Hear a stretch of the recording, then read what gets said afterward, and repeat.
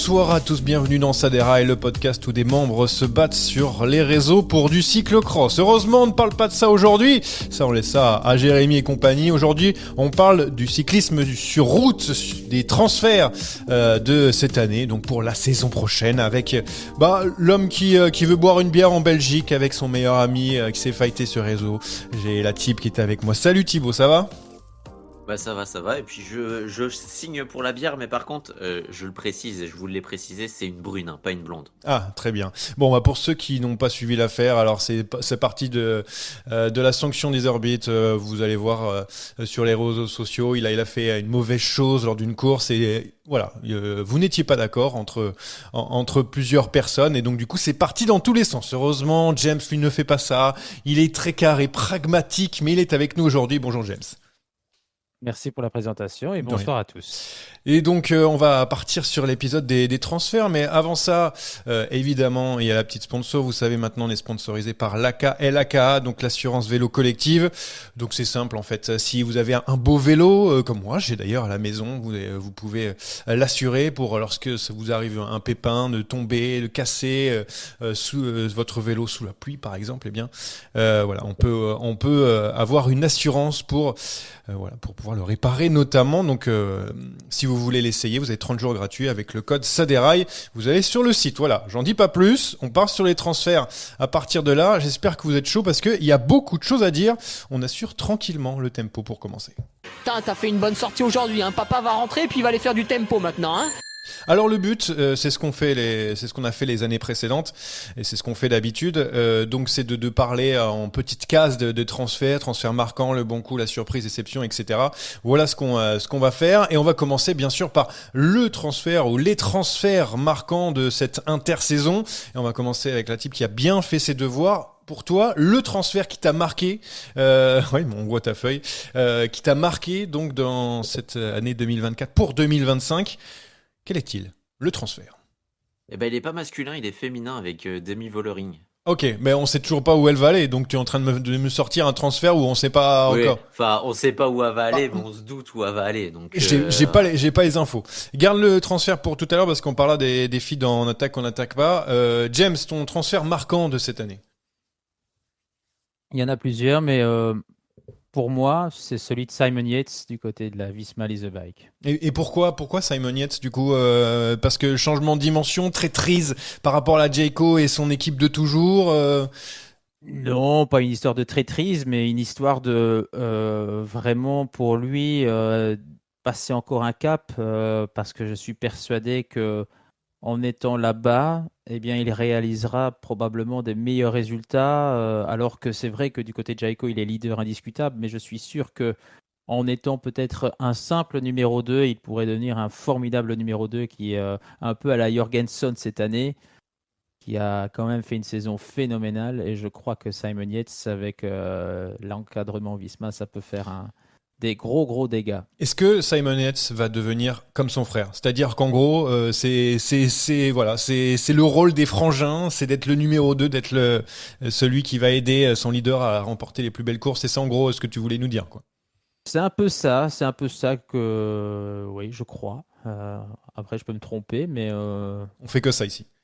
On fait que hâte ça. De voir cette joute justement des frangins sur le Tour de France. Pour savoir celui qui va rouler le plus vite en tête de peloton dans la montagne, c'est ça en fait. C'est ça que tu veux nous dire. Pour savoir lequel va faire péter l'autre ouais. Et va être le dernier rempart pour son leader. Non, ça peut être intéressant. Mais du côté de la Visma Lease a Bike, moi j'aurais peut-être plus retenu Campenarts qui va trouver une équipe qui correspond totalement à sa philosophie, parce qu'on le sait, Campenarts, c'est l'homme des petits détails. C'est celui qui va aller te chercher ce petit truc en plus pour aller performer, et il va trouver une équipe qui court à sa philosophie. Mais globalement, Visma Lease a Bike, au niveau des transferts réalisés, c'est d'une justesse incroyable.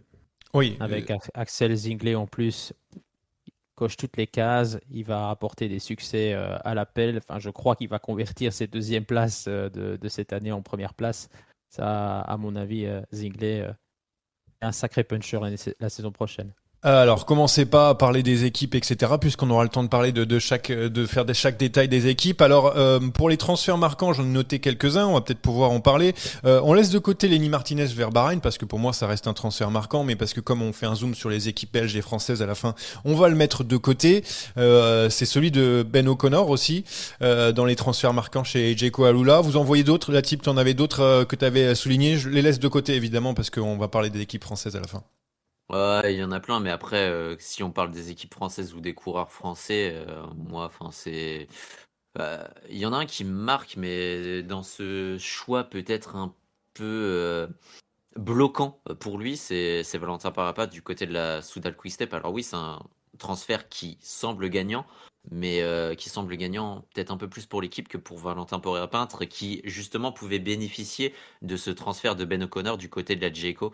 Là, on va se tourner vers un rôle de super équipier, mais un super équipier qu'il aura été tout au long de cette saison. Donc, à voir, mais sur les opportunités personnelles, ça pourrait être bloquant. Et surtout qu'il était en pleine progression, Valentin Paré-Peintre, ces derniers mois. On est dans l'ombre de son frère et maintenant qui a montré qu'il était capable de faire de belles choses. Alors cette année, il y en a pas énormément. C'est vrai que l'année dernière, on a eu un Roglic par exemple, mais c'est vrai qu'en termes de transfert marquant, ça a été un peu pauvre. C'est vrai que c'est Simon Yates qui est la star en tout cas de cette intersaison. L'année dernière, on a eu Remco avec beaucoup de discussions pour changer d'équipe. Non, je te trouve, t'es pas d'accord avec moi Bah quand même, il y a quand même deux transferts dans la même équipe qui sont très marquants. Hein. Alaphilippe et Hirschi chez Tudor, c'est quand même des transferts assez forts.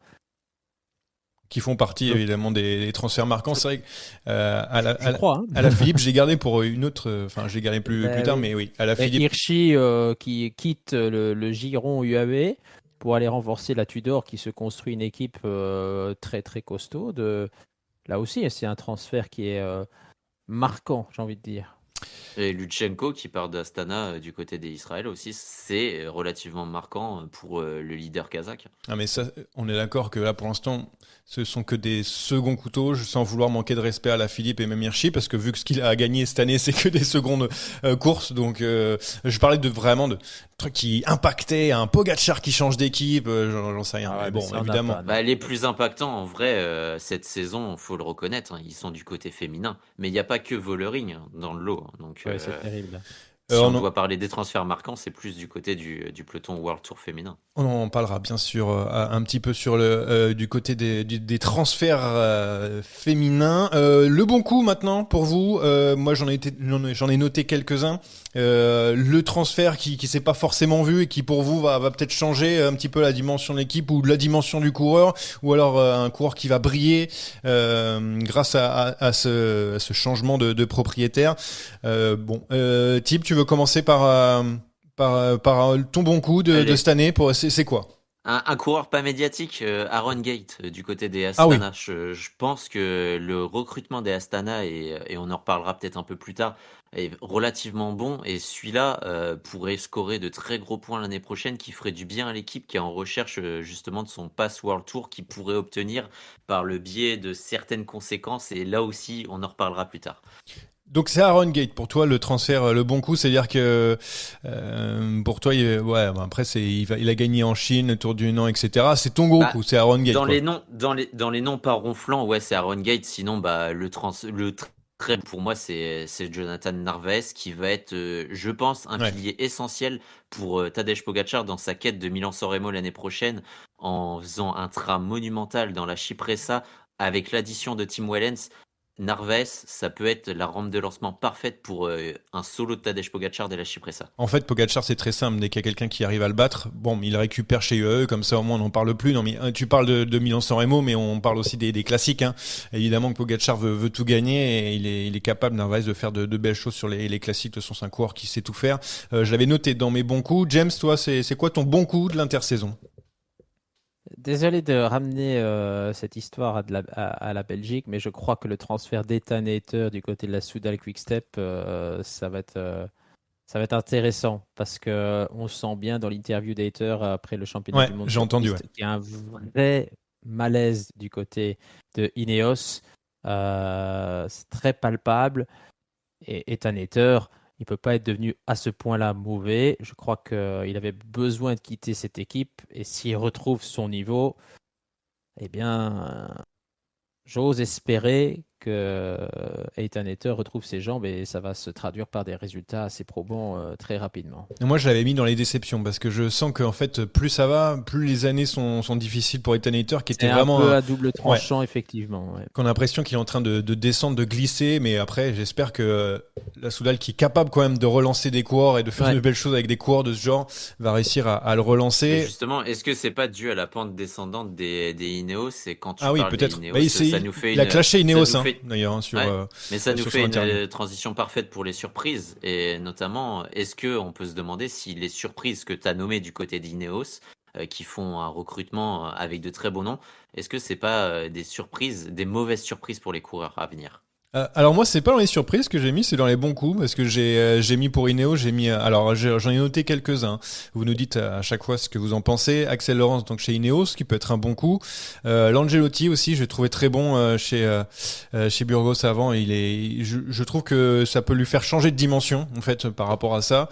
Cam Nash à Lidl Trek, je me même dit, est-ce que c'était pas le prochain coureur de Grand Tour de la Lidl Trek qui se cherche un petit peu entre Skelmose et Tao Gegenhardt.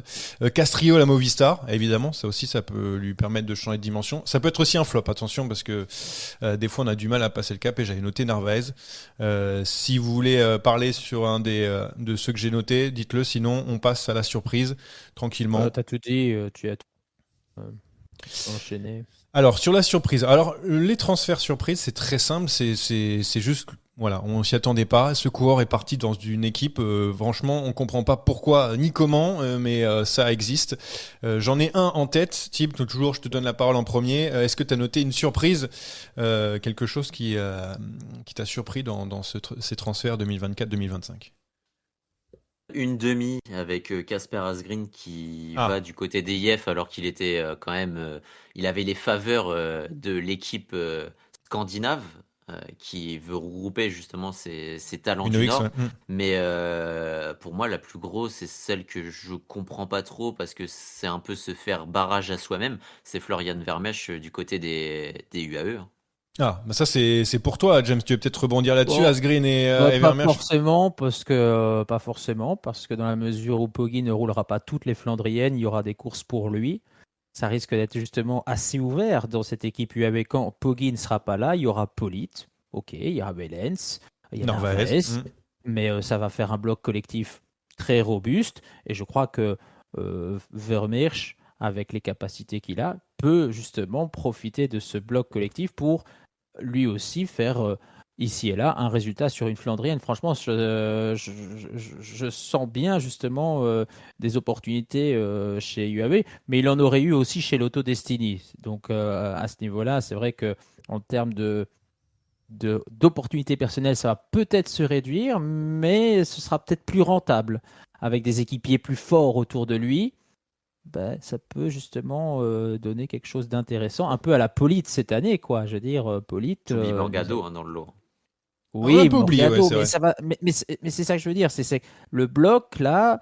Alors évidemment, ça va. Il faut que la pièce tombe du bon côté, parce que voilà, un jour ça va être Morgado, peut-être qu'un jour ça va être Wellens. Il faut que ça s'équilibre. Donc on va voir comment ça va s'orchestrer. Je suis très curieux de voir le comportement de UAE Team Emirates sans Poggi sur une classique flandrienne l'année prochaine. Je pense pas que Poggi va en faire 150 de toute façon. Mais ça risque d'être vraiment très très intéressant de voir parce qu'on a tous des gars qui sont à même de jouer leur carte personnelle. Qui sera le véritable coéquipier? Est-ce qu'il y a quelqu'un qui va rouler qui va rouler pour les autres? Voilà. Ça va être intéressant. Tiens, garde la parole, James. C'est quoi ta surprise, toi, de cette intersaison? Le transfert surprise, il est arrivé il y a quelques jours. Pour moi, c'est Dan Maclay qui file chez Visma Lease Bike. Bon. Alors celui-là, je ne l'avais pas du tout vu arriver. Alors on avait annoncé Mike Tennyson. Normalement, c'est lui qui aurait dû arriver pour faire le nouveau lead-out. Voilà que Mike Tennyson se fait subtiliser et qui s'en va chez Astana, qui est en train d'aligner les deniers pour constituer une équipe de qualité pour se sauver. Mais donc du coup, bah oui, forcément il fallait un lead-out, mais c'est vrai qu'à première vue, moi on m'aurait dit Dan Maclay qui file chez Visma Lease Bike, c'est un peu le transfert what the fuck, mais pertinent. Hein. Je dis pas que c'est pas cohérent, mais j'aurais pas imaginé ça il y a quelques semaines. Ça c'est clair. Dans la même pertinence, il y a Paul Henquin du côté des Euskaltel, hein. C'est un risque pour le français parce qu'on sait souvent les équipes basques que ça réussissait pas forcément à nos Frenchies, mais par contre c'est une équipe qui correspond totalement au profil et à la philosophie de course de Paul Henquin. Donc à voir, ça peut être un pari gagnant. Tiens, on parle des Français, moi c'est Champoussin, c'est Verastana qui m'a totalement surpris. Franchement, de partir, donc déjà il avait encore un an de contrat, mais on sait que c'est très difficile chez Arkea, on en parlera un peu plus tard, mais voilà, il y a plus qu'un an de partenariat, donc c'est normal que les coureurs aient besoin d'un petit peu d'avoir des contrats un peu supérieurs en termes d'années. Mais alors Champoussin, Astana, franchement, je l'avais pas du tout vu venir. Il aurait pu aller dans plein d'autres équipes, mais Astana, j'aurais jamais misé dessus. Donc c'est moi mon grand transfert surprise, à voir maintenant ce qui va pouvoir donner dans cette équipe. Donc vous allez voir, on va en parler. Les déceptions, tiens. Les déceptions, moi j'en ai quelques-uns, on en a parlé avant. Alors je vous donne quelques noms que je commence cette fois-ci. Donc c'est les déceptions, ce sont des pareils, comme les pareils qu'on fait en début de saison. Lenny Martinez chez Bahreïn, j'ai peur, voilà, je vous le dis. Asgreen chez IF, j'ai aussi peur. Hitter chez Soudal, on l'a dit, j'ai peur. Et Alaphilippe chez Tudor aussi, j'ai peur, notamment parce que Hirschi est là et que les deux, c'est un petit peu les mêmes profils. Voilà, ce sont mes avis. Tib, c'est quoi ton transfert déception de cette intersaison?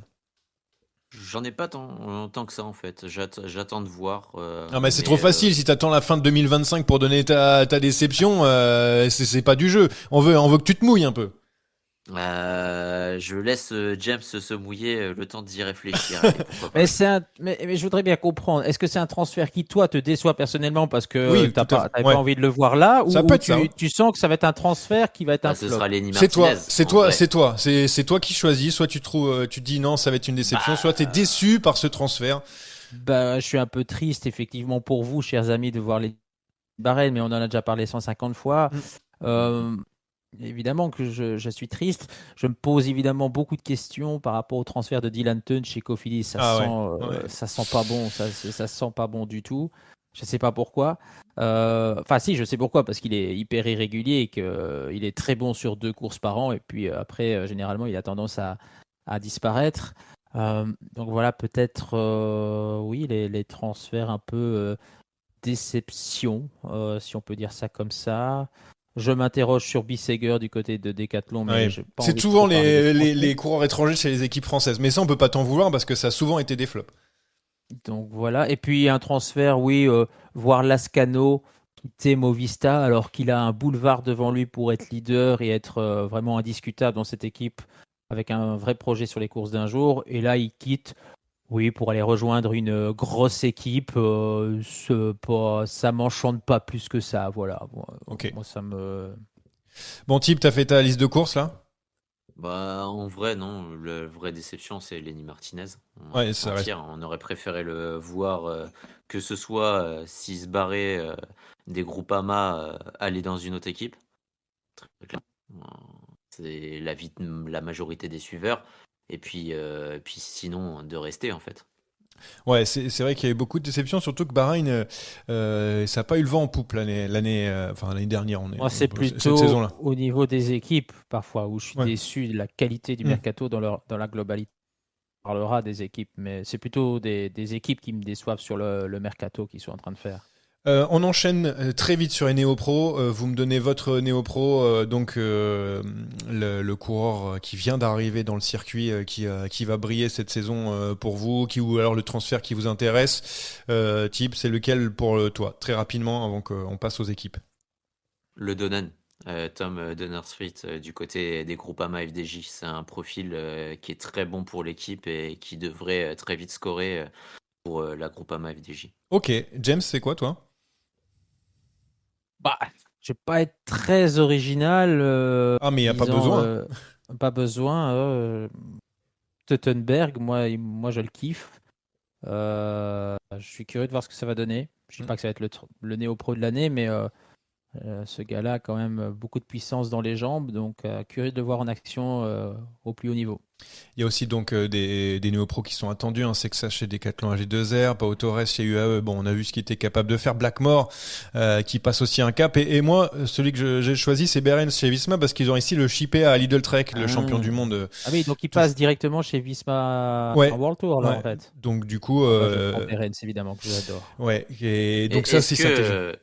est-ce Ouais. que pour James, Vlad Van Mechelen, qui est transfuge justement de la Devo DSM, où il a peut-être un peu perdu pendant ces 2 dernières années, et notamment cette année, va trouver un second souffle chez les pros avec la Bahreïn? C'est la question. Ah, Faudra faire très très attention à ne pas se cramer. J'espère qu'ils vont pas lui faire un programme de course avec des World Tour, etc. Qu'on l'aligne sur des petites classes 1 et pas plus quoi, hein, parce que comme tu l'as si bien dit, ça fait 2 ans qu'il traîne un peu sa misère, qu'il n'a pas le développement qu'on espérait. Ça s'est pas bien passé chez DSM, encore un de plus évidemment, mais blague à part, oui, mais c'est pas forcément l'équipe où je l'aurais bien vu. Je suis pas sûr que chez Bahreïn il soit dans un environnement où ce sera propice pour lui. Alors c'est vrai que le père est dans l'encadrement, donc ça va aider, mais Ouais, j'ai c'est un un... coureur qui collait plus à la philosophie Red Bull, quoi. Ouais, éventuellement, ouais, éventuellement. On verra. Je suis pas... J'ai un peu peur pour lui. J'ai un peu peur qu'on se brûle un peu les ailes et que ça finisse par un beau gâchis au décompte final. Mais il a des qualités, hein. Il a d'énormes qualités. ouais, des pépites belges, vous en avez beaucoup. Il y a Vidar aussi qui Ouais. arrive et tout. Enfin voilà, pas mal. Un peu plus que nos amis les Français en ce moment. Tiens, alors on va faire les top 3 donc des équipes gagnantes. Donc 1, 2, 3. Et ensuite les top 3 des équipes perdantes. Vous allez pouvoir vous expliquer, etc. À ce moment-là. En numéro 1, alors Thib, quelle équipe as-tu mis en numéro 1 gagnante de cette intersaison 2024-2025? Bora, leur mercato est stratosphérique. Et là, ils s'inscrivent comme le troisième pôle face au Visma et au UAE. Et c'est terrible de ne plus mettre les Ineos Grenadiers dans ce triptyque. Avec Bora, donc l'arrivée de Lascano, Pitti, Pellizzari, Tratnik, les frères Van Dijk, Fischer Black et des barres de Bourman, Higuita, Kamna, Charman. Numéro 1 pour toi, mon cher James. Ben, moi, je mets Astana. Ah, bah, c'est dans mon top 3 aussi. Je mets Astana, mais de très loin devant. Ah oui, Ah oui, très clairement. Pourquoi? Par rapport à la qualité de l'effectif de 2024, quand on regarde la tronche de l'effectif 2025, mais c'est une métamorphose. Il y a une injection de qualité sur papier, évidemment, il faut que ça prenne, mais qui est significative par rapport à la valeur qui était cette année en 2024, mais c'était catastrophique. Je veux dire, il n'y avait aucun coureur qui était quasiment au niveau. Ça a été une saison vraiment très, très dramatique. Mais là, avec tous les coureurs qu'ils ont ajoutés, ils ont été très offensifs. Je trouve que là, c'est l'équipe qui s'est le mieux renforcée par rapport à la qualité du noyau de cette année. Bora, l'équipe était déjà très forte. Effectivement, on ajoute encore des éléments, mais c'était déjà très balèze. oui. Ça devient encore un peu plus balèze. C'est pour ça que je ne le mets pas en numéro 1. Avec Moi, je le Astana, mets en donc, numéro 2. Astana, Je le mets en l'arrivée numéro de... 2. Attends, je donne juste les arrivées parce que on en parle, mais on n'a pas dit. Donc avec l'arrivée de Champoussin, Higuita, Pauls, Tennyson, Ilisi et départ de Lutsenko quand même. Mais c'est vrai que sur la balance, il y a quand même une différence. Type, vas-y, prends la parole. Gate, Ouais, mais Ouais. Aaron Gate, ouais. Les noms sont très beaux. Quand tu cites par exemple Champoussin, Higuita, Pouls, Ulissi. Mais pour moi, il y a ce point d'interrogation parce que c'est des coureurs qui ont montré certaines difficultés. Donc, soit ils arrivent à se renouveler et à se relancer, et c'est très bien. Oui. Soit, en fait, c'est juste une empilation de noms et ça peut être aussi très Ah, mais je suis décevant. Donc, d'accord, hein. c'est pour ça que je les mets qu'en deuxième. Je suis d'accord, hein, mais moi, je regarde là juste en termes de qualité pure sur le papier. Évidemment, il y a on peut parler de chacun des coureurs en se disant ouais, Champoussin, c'est pas terrible cette saison, Tennyson, voilà. Est-ce qu'ils ont encore tous le niveau? Mais s'ils retrouvent tous leur niveau en termes de qualité intrinsèque, plus Même les contre petits Chirac. jeunes, hein, le petit jeune Van Beekum et Cajamini, là, l'italien, c'est pas non plus dégueu. Donc franchement, si tout ça marche et qu'ils vont chercher leur point UCI, eh bien, la remontada, elle est largement envisageable. En tout cas, il y a beaucoup plus de qualité en 2025 sur le papier qu'en 2024. Pour moi, ça c'est Après, très, le problème, c'est que c'est de la qualité 2021. Donc, à voir si en 2025, on retrouve la même. C'est pour ça que Ça, on verra. je les ai mis troisième aussi. En deuxième position, type, t'as mis Astana, du coup, on vient d'en parler. James, t'as mis une autre équipe, donc qui as-tu mis? Bah, je mets Bora. Ouais, pour ce qu'on Bah vient de oui, dire, ouais, pour la. on tourne un peu en rond, mais Bora, voilà, il a tout dit, hein, la team, hein, ça s'est super bien renforcé. Euh, donc voilà, rien de plus à ajouter. Moi, j'ai mis en deuxième position Tudor, parce que moi, j'ai fait attention à l'équilibre, en fait. C'est pour ça. Et en fait, Tudor a perdu personne et a rajouté rien qu'Hirschi, déjà. Mais juste Hirschi, perdre personne, pour moi, c'est une victoire en soi. Donc, j'avais mis Tudor en deuxième à la Philippe, bien sûr. Et évidemment, surtout en termes de médiatisation, Tudor va passer d'un cran. Ils vont peut-être pouvoir faire le Tour de France. Donc, c'est vraiment des transferts qui vont potentiellement pouvoir leur ouvrir les portes du Tour de France. Ah, c'est un transfert gagnant pour pas mal de monde. Ouais. C'est un transfert gagnant pour le coureur qui trouve beaucoup plus d'opportunités. C'est un transfert gagnant pour l'équipe qui va chercher des résultats avec. Et c'est un transfert gagnant pour son agent qui va gagner des sous dessus. Alors en plus, c'est son manager.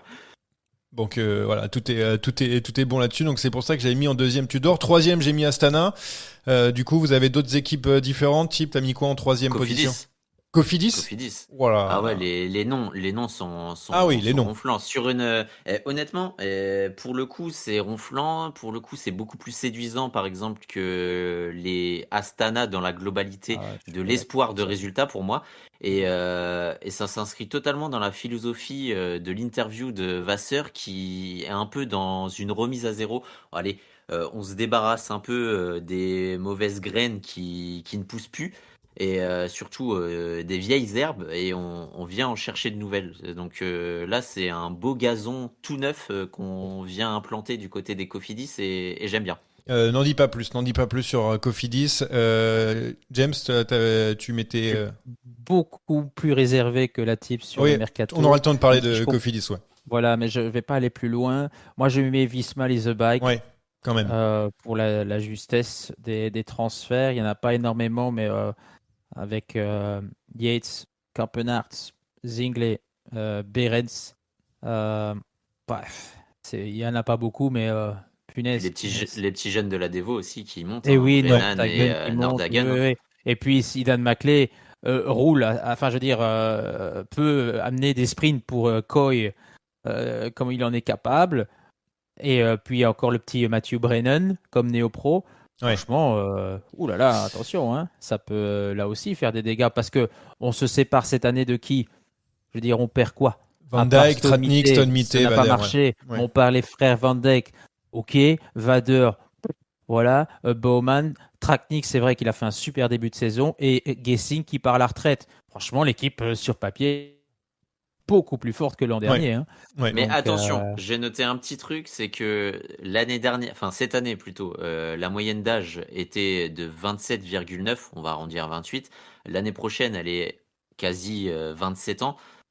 Sur l'année prochaine, ils ont 11 U23, enfin, les 23 ans compris, contre 8 cette année. Donc l'équipe se rajeunit énormément, il y a beaucoup de formation à faire. Ouais, donc t'as bien fait ouais, mais tes devoirs par rapport à la. ouais, mais je suis pas inquiet. Il y a plus vraiment cette période d'adaptation. Maintenant, quand ils sont bons, ils deviennent bons tout de suite, quasiment. Hein. Allez, on le voit. Hein, je veux dire, il y a plus vraiment cette année d'apprentissage. Je suis pas spécialement inquiet à ce niveau-là. Je pense qu'un Nordhagen fera ses petits résultats sur des courses comme le Tour de Hongrie ou des conneries comme ça. Je suis pas plus inquiet que ça pour les petits jeunes. Alors pour les autres équipes qui ont été gagnantes en tout cas pendant cette intersaison, il serait première tech avec l'arrivée de Louvel, Lutsenko, Blackmore et le départ de Tuns. Je dis pêle-mêle, hein, j'avais noté UAE bien sûr avec l'arrivée de Narvaez, Vermeersch et Torres, et départ du Lissi et chez Fischer Black. C'est quasiment pareil, mais c'est des équipes qui sur le papier ont peut-être fait un mercato assez intéressant, mais on peut pas mettre tout le monde dans le top 3. Chez les équipes perdantes, alors si vous mettez une équipe française, allez-y très vite, hein, vous me dites c'est celle-là que j'ai donnée. On n'ira pas plus. On n'ira pas plus loin puisque, bon, pour mon cas, j'en ai quelques-unes. Type numéro 1 de l'équipe perdante de cette intersaison. Arkea. Ouais. Arkea qui sont en train de se faire piller Ouais. malgré de gros résultats et qui sont dans l'incertitude de pouvoir continuer l'année prochaine. Enfin, en fin d'année prochaine. Donc, il y a quand même une solide arme à tirer du côté des Arkea. Et est-ce que avec ce type de nouvelles, tu as envie d'aller vers l'équipe? Et surtout, est-ce que tu es rassuré pour 2026? Il y a fort à parier que certains vont fuir le navire en cours de route. Pas mieux, Arkea aussi, James. Rien de plus à ajouter, c'est indiscutable. Deuxième équipe, moi j'ai un peu plus réfléchi, mais bon, Non, c'est indiscutable aussi, c'est les DSM. Ouais, moi aussi DSM, pareil. James, c'est quoi toi? Non, t'hésites encore, c'est Moi, pas DSM. Non, mais pour moi, c'est Alpecin. Ok. Tiens, explique-toi, puis après on ira tous les deux avec Thibaut sur DSM. C'est simple, il n'y a pas de transfert entrant. Oui, ok. Voilà, il n'y a pas de transfert entrant. Ils perdent quand même Søren Kragh Andersen, Axel Laurence. Où sont les recrues pour l'instant au 22 octobre? Ils vont récupérer sur l'équipe cyclocross, c'est pour ça peut-être. Bah oui, bon d'accord, évidemment, tout ce que vous voulez. Il y a Mathieu Van Der Poel et Philipsen, donc évidemment, il y a des talents dans l'équipe, mais bon, et quoi?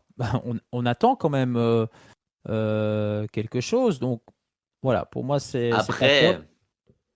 c'est une équipe qui souvent, et de souvenir l'année dernière, nous a tout mis d'un coup.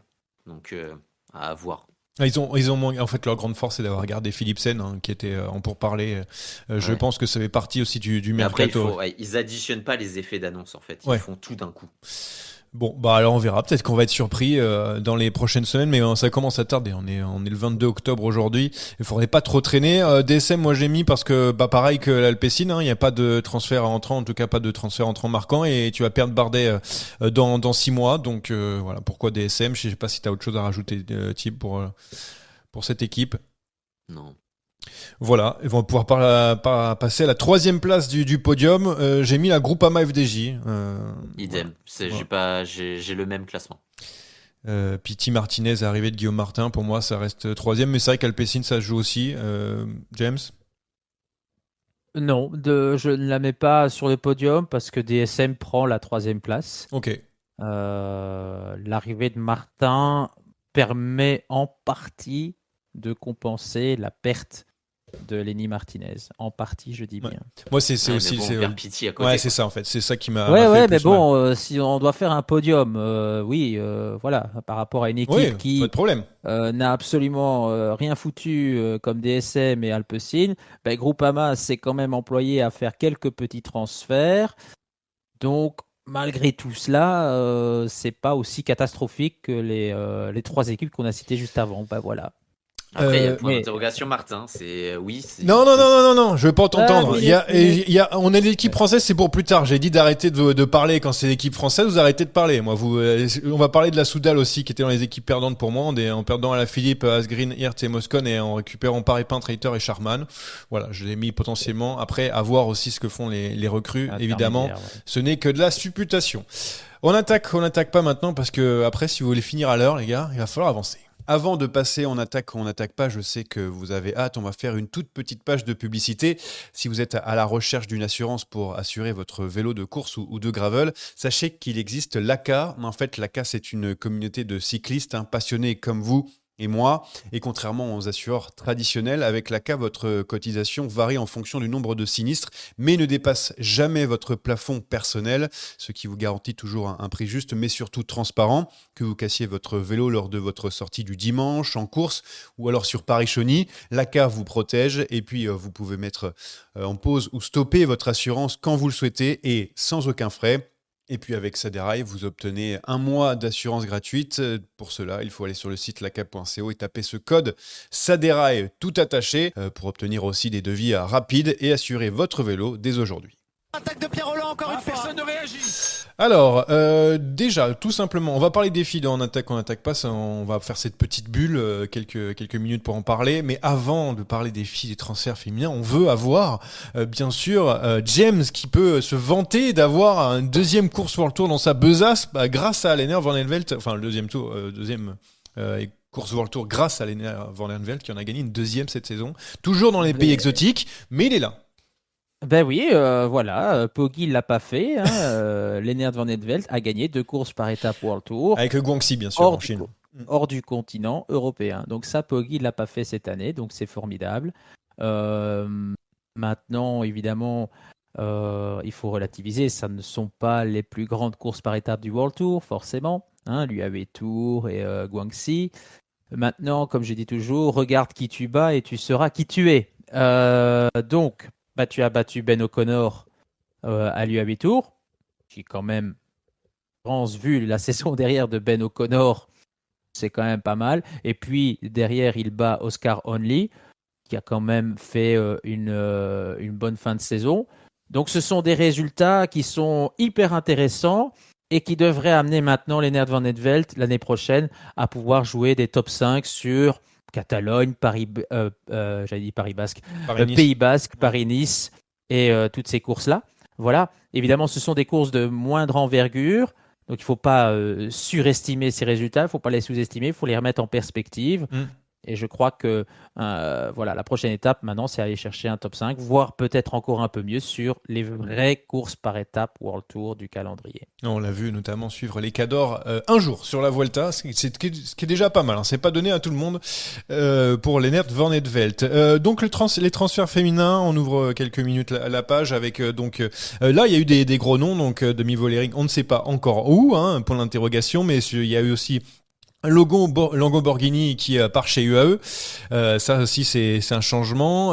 Ludwig qui part chez Canyon aussi, Labous chez FDJ, voilà, c'est Le retour de Anna van der Breggen, ouais, bien Bunel, sûr, qui signe du côté de la Visma aussi pour avoir un petit renfort pour Pauline Ferrand-Prévot. Non, le mercato féminin a été vraiment excitant. Ouais, alors qu'est-ce on va essayer de résumer parce qu'on pourra pas tout faire. Excusez-nous, hein, bien sûr, on a fait le côté masculin, on va quand même faire un petit peu féminin, mais on aura le temps d'en discuter dans les prochains jours quand on saura notamment ce que fait Vollering. Mais tu en penses quoi de ce mercato? Je trouve qu'en fait chaque équipe s'est renforcée et quand petit à petit on est en train d'avoir des équipes qui peuvent, en tout cas, au fur et à mesure, prétendre à combattre SD Works. Et surtout, c'est en train de se homogénéiser tout ça.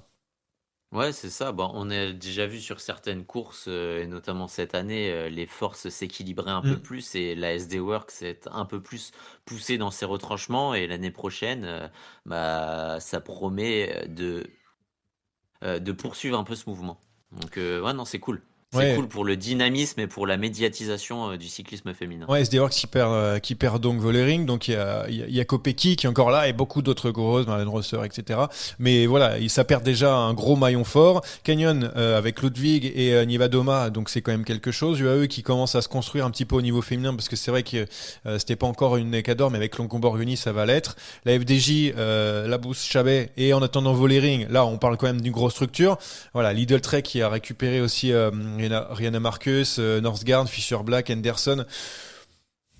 Ouais, James, je sais pas ce que tu en penses, mais pour moi, en fait, ça sent ça va se battre partout et ça y est, il y a plus de déséquilibre.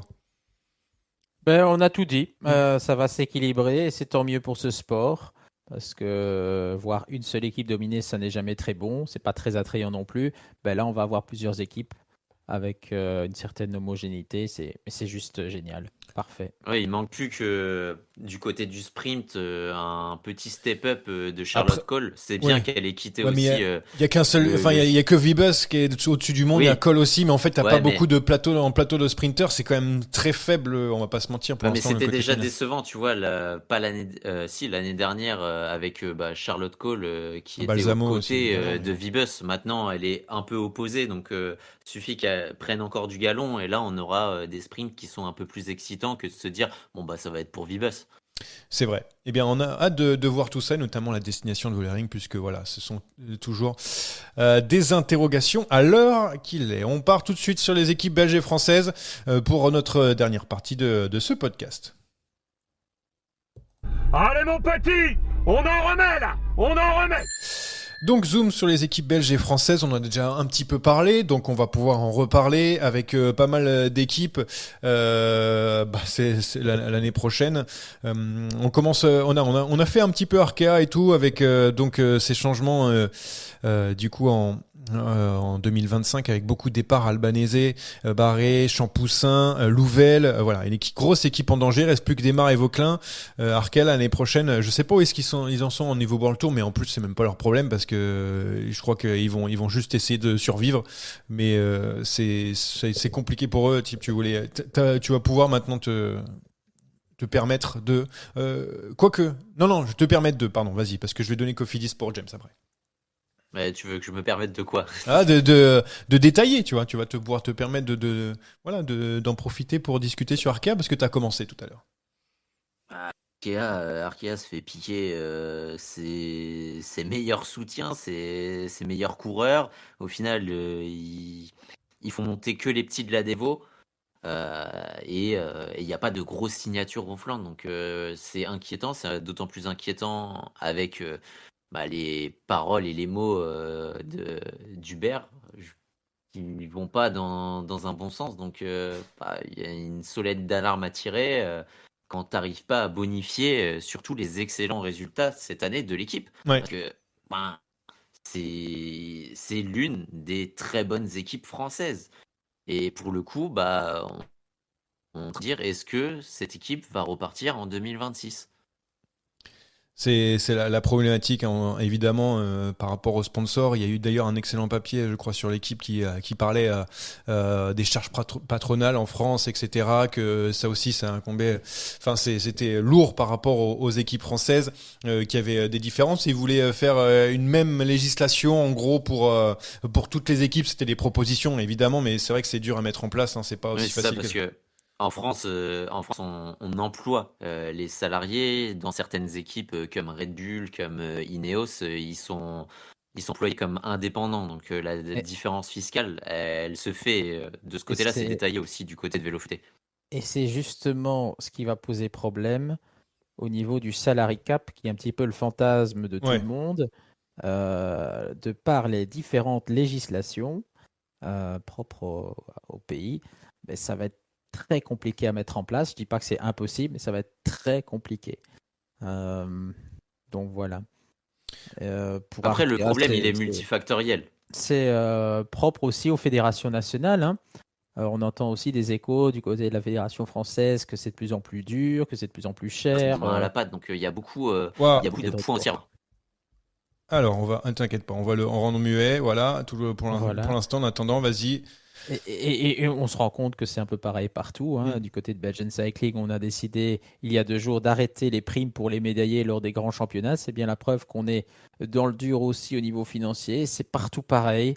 C'est peut-être encore un peu plus dur avec la réglementation du côté de la France. Et ce qui se passe pour Arkea est choquant et dramatique. On parle d'une équipe qui a quand même gagné une étape sur le Tour.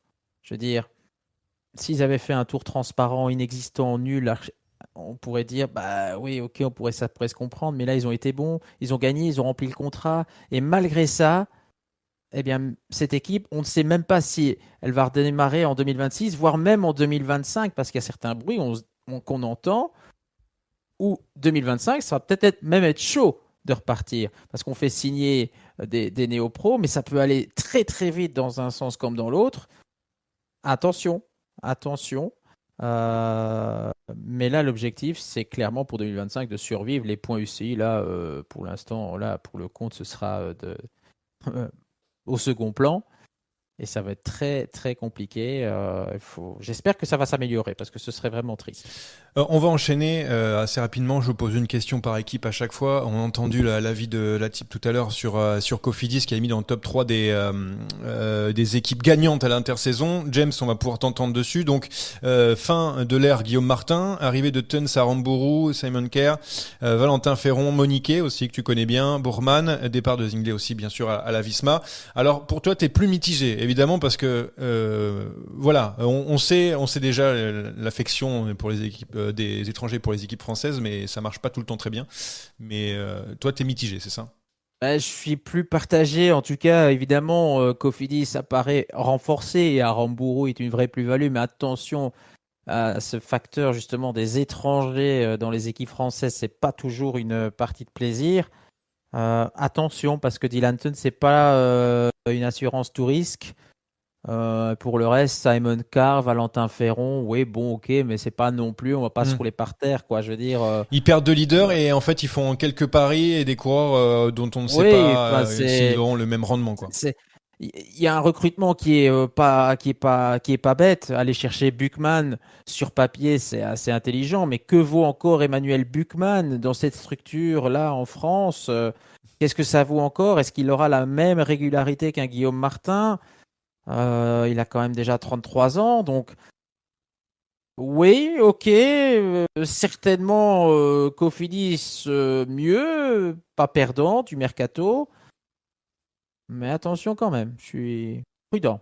Très bien. C'est un mercato quand même dans sa philosophie de course avec pas mal de baroudeurs qui peuvent s'imposer sur un nombre de profils qui est assez divers. Donc moi, je suis plutôt excité par ce mercato.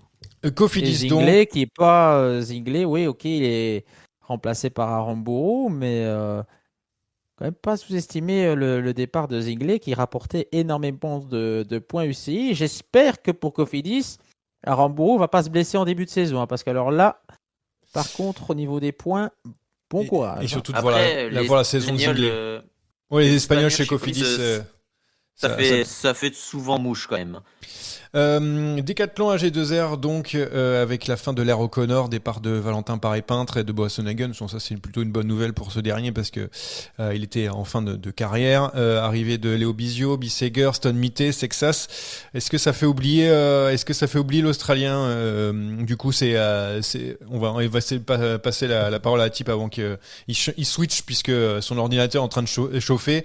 Est-ce que ça compense? Oui, parce qu'après Ben O'Connor, il a ses qualités et puis il a ses défauts. On le sait, il n'aurait pas fait cette position-là à la Vuelta, s'il n'avait pas bénéficié de son échappée. Donc, faut remettre un peu en perspective les capacités de Ben O'Connor et surtout ce qu'il nous a montré ça sur sa dernière année de contrat. Donc, est-ce qu'il va retomber un peu dans les vices de ces 2 dernières années? C'est aussi la question du côté de la Djeko maintenant qu'il a signé pour quoi 2-3 ans. James, est-ce que ça change? Est-ce que pour toi, est-ce que ça change? Est-ce que ça compense? À voir, parce qu'il a quand même fait une sacrée saison, surtout sur les grands tours. Sur les grands tours, ce ne sera pas compensé. Il faut être honnête, les résultats que Ben O'Connor a fait cette saison, je vois, enfin, à part Gall, il n'y a personne d'autre en 2025, qui sera en mesure d'aller les rechercher. Oui. C'est-à-dire, ils ont beau être hyper talentueux, les Sexas et compagnie, voilà, ce sera beaucoup trop tôt. Donc, je pense qu'on va quand même le sentir passer sur les grands tours. En termes de classement général, ça va être compliqué. Maintenant, il y a une nouvelle génération de coureurs français, effectivement, avec Bisio et Sexas. On a 2 pépites. Stone Mité, c'est un pari, même s'il est hyper talentueux. Le transfert le plus comique, c'est Bissegger. Alors là, franchement, ça aurait pu être un transfert surprise, mais là, clairement, moi, Bissegger... Ouais, c'est vrai que... ouais. C'est assez comique. Mais attention, à Bissegger, si ça retrouve son niveau, sur des courses par étapes françaises, genre l'Étoile de Bessèges, Bissegger au niveau, il va vous claquer le général. Hein. Mais non, il y a Pedersen. Il y a Pedersen, c'est pas possible. Il y a déjà Pedersen. Il a fait la chasse gardée. Allez, on enchaîne assez rapidement. La Groupama FDJ, on en a parlé du coup avec la type dans les équipes perdantes de cette intersaison avec le départ de Martinez et Pitti. C'est juste que la Conti, donc on a vu qu'il y a des arrivées, mais au bout d'un moment, ça ne compensera plus évidemment des pertes comme ça. Ils ont quand même gardé Grégoire, donc ce qui est déjà un bon point. James, si tu as un petit mot dessus, comme on a parlé tout à l'heure rapidement. Non, mais le départ de Pitti va se faire ressentir. Hein, ça, c'est clair et net. Il n'est pas remplacé. Donc voilà. Maintenant, ils vont avoir Paul Penouet toute la saison. Donc, faut espérer que il arrive à faire quelque chose. À passer ce step. Mais il a raté les 4 premiers mois de la saison et c'était un peu le sprinter numéro 1 de l'équipe. Donc, à un moment donné, c'est un peu une recrue quand même, hein, Paul Penouet, un peu déguisé.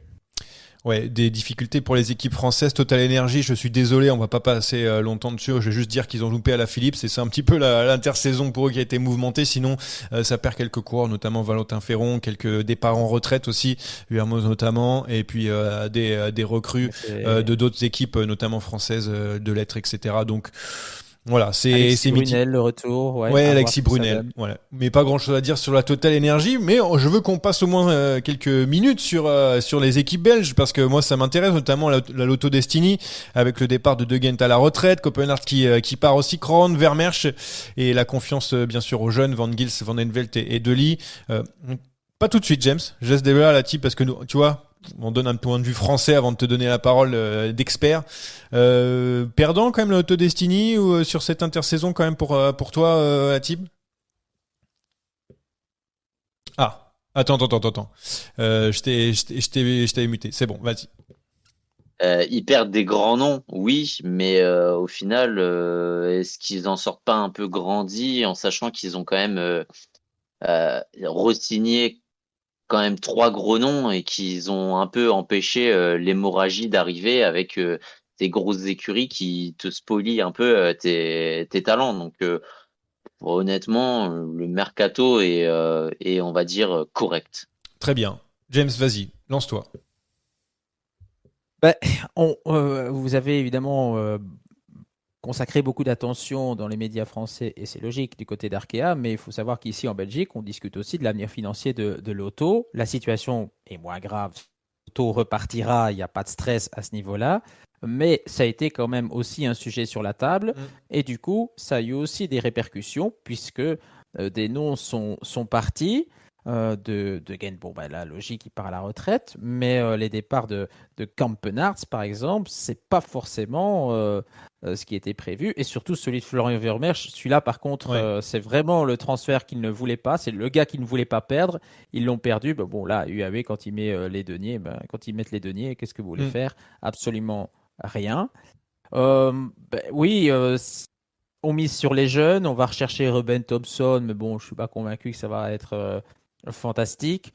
Il y a des jeunes talentueux comme Stephen de Schuitenheer qui va certainement nous montrer de belles choses, mais en termes de qualité pour 2025, je pense qu'on est un petit peu en dessous. Vidar, il arrive?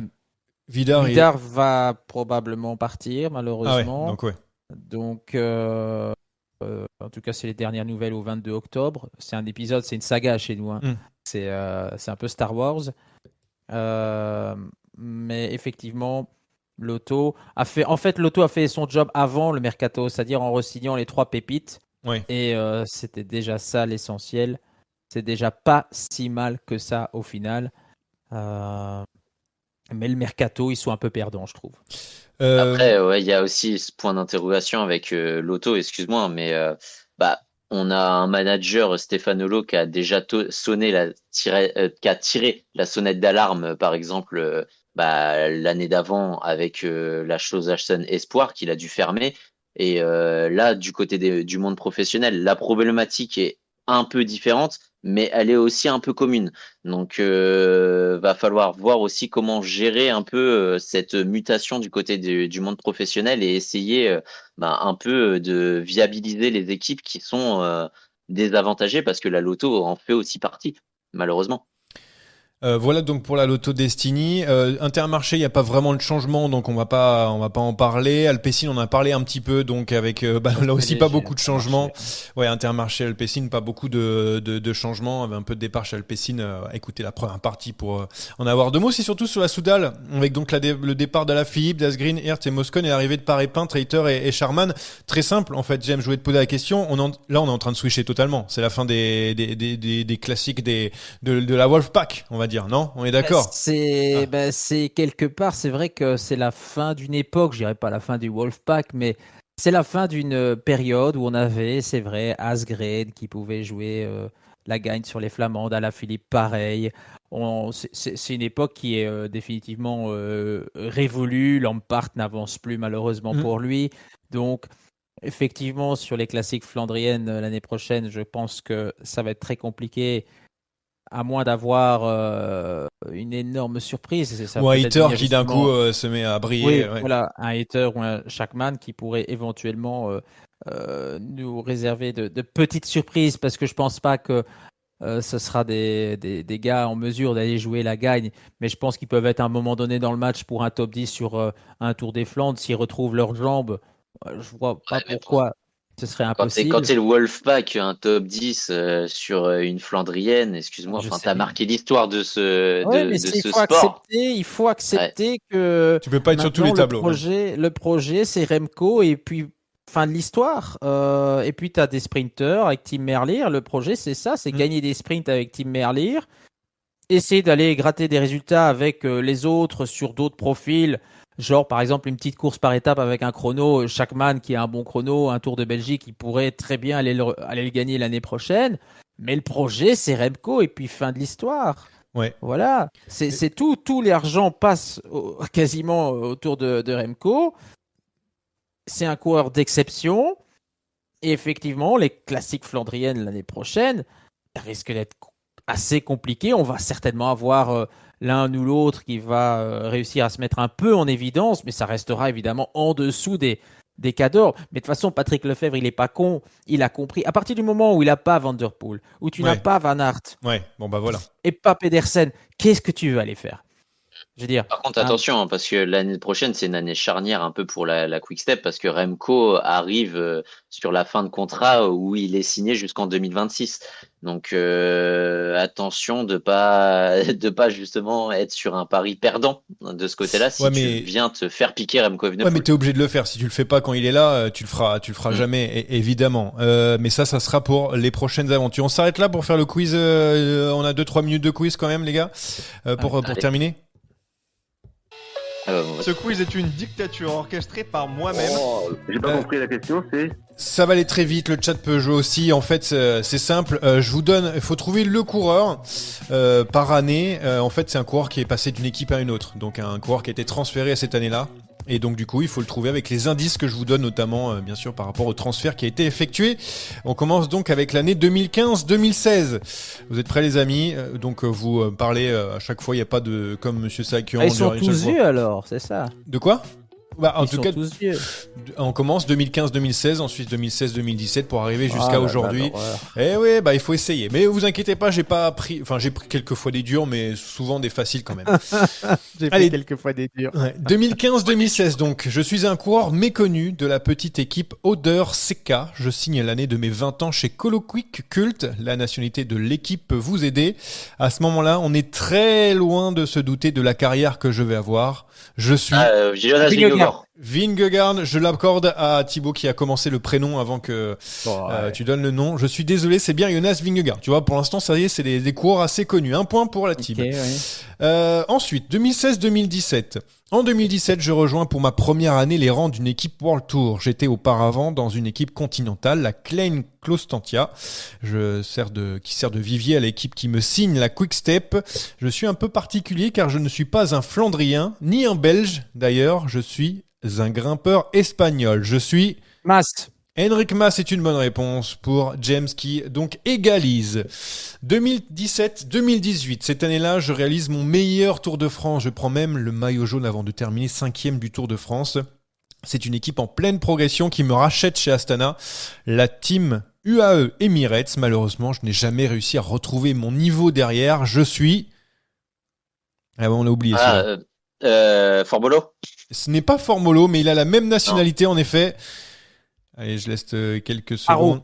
Fabio Aru, bonne réponse, mon cher James. Fabio Aru qui passe donc de Astana. Heureusement qu'il y a une belle passe décisive de Formolo derrière. À UAE Emirates. 2018-2019. Peut-être l'un des transferts les plus surprenants cette année-là. Je fais partie de la belle équipe Lotto Soudal où j'aligne les succès, mais je commence à vieillir. Alors je fais comme toutes les stars sur le déclin, je pars dans une équipe française à Arkea Samsic où bien sûr je ne fais rien, je suis un sprinter. Je suis Greipel. allemand, je suis André Greipel, tout à fait. C'est beau. Greipel avait été chez Arkea, c'est vrai. Eh oui. Oh, j'ai sorti quelques beaux Terrible. transferts, évidemment. 2019-2020. C'est vrai que ces années-là ne sont pas mes meilleures années. Je suis déjà vieux, mais je n'ai pas envie de lâcher. D'ailleurs, je n'ai pas lâché jusqu'à il y a peu. Je suis alors dans une équipe sud-africaine, Dimension Data, et je pars chez Bahreïn, où je ne laisse pas beaucoup de bons souvenirs. Je suis Cavendish. Nouveau point pour James, qui est vraiment au taquet sur les transferts. Il est rapide. 2020-2021, c'est encore une fois une surprise car je laisse un peu ma famille en partant de Mitchelton Scott pour prendre l'argent d'Ineos. J'ai fait 2 ans, mais je pense que ce sont mes pires années. Heureusement, aujourd'hui, j'ai rebondi dans la meilleure équipe du monde où je vole. Je suis... On a parlé dans le podcast... Yates, non? J'ai laissé un peu ma famille en partant de Mitchelton Scott. Alors oui, Yates, mais bon, excuse-moi, mais... Adam. Bah oui, voilà, merci. Il faut préciser quand même, on sait jamais. Prendre le point là. Ouais, c'est pour ça, je t'ai tendu la perche. Oh. Adam Yates, donc qui est parti chez Ineos. J'avais un En petit même peu temps, oublié aussi. il y en a qu'un qui est parti chez Ineos. Tout à fait. Oui, mais bon, tout le monde n'est pas censé le savoir. Ouais, c'était 2021, en 2022, déjà. on se rapproche, il n'y a plus que 4 coureurs. L'avez-vous oublié? Moi, oui, un peu, parce que j'ai bien passé 2 saisons chez Cofidis en 2020-2021. Ma première année, je ne gagne pas. La deuxième, merci le Grand Prix de Fourmies ou le Tour du Poitou-Charentes. Et je suis toujours en activité, en tout cas jusqu'à la fin de la saison avec Ineos que j'ai rejoint en 2022, donc pour la 2e fois de ma carrière. Je suis un sprinter italien. Je suis Viviani, tout à fait. Nouveau point pour James. Sur le fil. Sur le fil. Il y a 5-2 en faveur de James. C'est très simple, il reste plus que 3. Une belle victoire. Tout à fait. Alors, Ouais. 2022-2023. Mais pourquoi suis-je parti pour revenir? Après 7 ans chez Astana, j'ai voulu changer d'air pour aller chez Bahreïn en 2022. Puis finalement, je suis revenu chez Astana en 2023 pour prendre ma retraite non, à la c'est fin pas de saison d'ailleurs. Ancien vainqueur de Paris-Nice, rouleur hors pair, équipier modèle. Je suis, le chat n'a pas bon, ce n'est pas lambda. Espagnol, évidemment. 7 ans chez Astana, qui a pris sa retraite ensuite en revenant chez Astana après être parti une saison chez Bahreïn. Pas de bonne réponse. C'est la défaite pour toi, Tips. S'il n'y a pas de bonne réponse, est-ce que tu vas en donner un? Il y aura pas de bonne, vas-y. C'est un triple, je vais dire la triple initiale. Enfin. LLS, Luis Leon Sanchez. Leon Oui. Sanchez, 2022-2023. Allez, les 2 derniers pour finir très, très rapidement, parce que c'est la victoire de James. Suis-je en fin de course alors que je n'ai à peine 30 ans? Bien sûr que oui. Alors c'est logiquement que je quitte UAE pour rejoindre Israël Premier Tech, les pattes du cyclisme. En une saison, j'ai claqué pas moins de 0 courses. Je suis un sprinter allemand. Ackermann. Je suis Pascal Ackermann, bien joué la Tib. Et enfin, pour terminer, ok, il y a Hirschi et Alaphilippe qui rejoignent l'équipe de Tudor. Mais allô, il y a aussi moi. C'est moi l'Autrichien qui est équipier depuis que je suis né. À l'heure. Vous savez qui je suis, en tout cas, je ne suis jamais en retard. Je suis Ouais, Marco Haller, bravo. bravo James pour ta victoire aujourd'hui sur Écrasante. sur ce quiz transfert, voilà, que je vous ai proposé avec quelques petites blagues bien sûr. Merci au chat d'avoir participé, mais pas une bonne réponse. James a été trop fort aujourd'hui. Merci à vous deux d'ailleurs d'avoir participé à ce podcast. On se revoit la semaine prochaine, beaucoup plus proche, mon cher James, vu que tu viens du côté de Paris pour voir le Tour Mais de oui. France. Et Et donc, dans les grands studios de Saderail. oh, eh ben alors tu vas voir, tu vas pas être déçu, hein. Tu seras à côté de moi. C'est quand, du On va coup bien se marrer. Du coup, le 29 octobre, dans une semaine tout pile. Moi, je passerai vous dire bonjour. Ah bah voilà, mais parce que t'es aussi Je sur suis aussi avec Vélo Flûté, je suis présent à la présentation. Mais venez tous, on va faire un super épisode à la maison, c'est parfait. Bon, je vous lâche parce Top, que je ramènerai l'apéro. allez, c'est super. Je vous lâche là maintenant les gars parce qu'on avait dit 1h06, ça va. Franchement, on a fait pire. C'est correct. C'est parfait. Bonne soirée à tout le monde, bonne journée, je sais pas quand vous nous écoutez et puis à la semaine prochaine, vous l'avez compris. Salut.